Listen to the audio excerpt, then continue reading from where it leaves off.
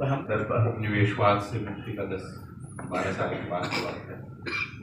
मुझे मालूम नहीं, और इस पर आप बात करें कि क्या आप इसे नेहरू युग कहना पसंद करेंगे या यह गांधी युग ही है जो अभी चल रहा है। अब हैं उस युग के। बिहार में एक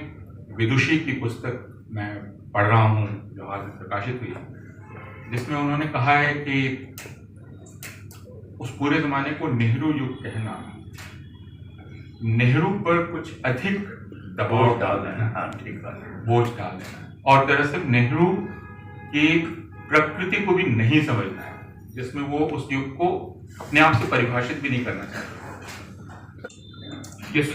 स्वाधीनता की भावना या स्वाधीनता की संवेदना किस रूप में आप लोगों को अहिंसा का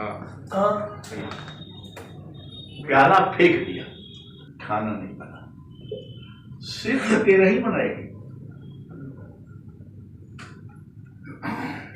अब ये एहसास कि कोई बहुत बड़ा व्यक्ति था और वो नहीं है और उसको मारा गया, इसका एक लंबा प्रभाव तो मुझ पर ये हुआ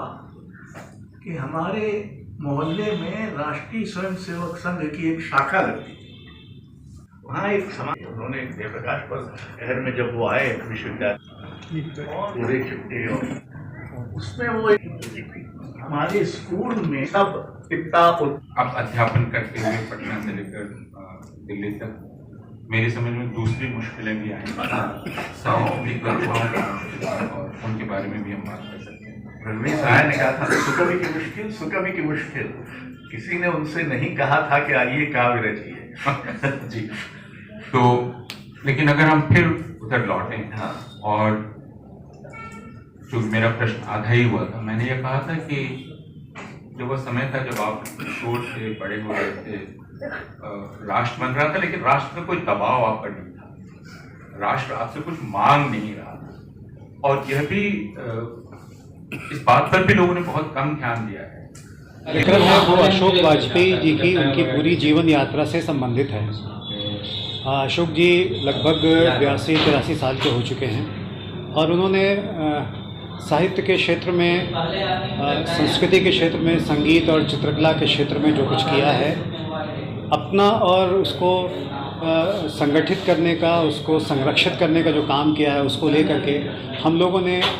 पुनश्च के साथ दूसरी कई संस्थाओं ने मिलकर ये पटना में आयोजन रखा था, जिसमें कोशिश, पटना इप्टा, हिंदी विभाग पटना विश्वविद्यालय, तक्षशिला एजुकेशनल सोसाइटी और सेतु प्रकाशन की तरफ से ये आयोजित किया गया था। अशोक जी से उनकी पूरी जीवन यात्रा से के बारे में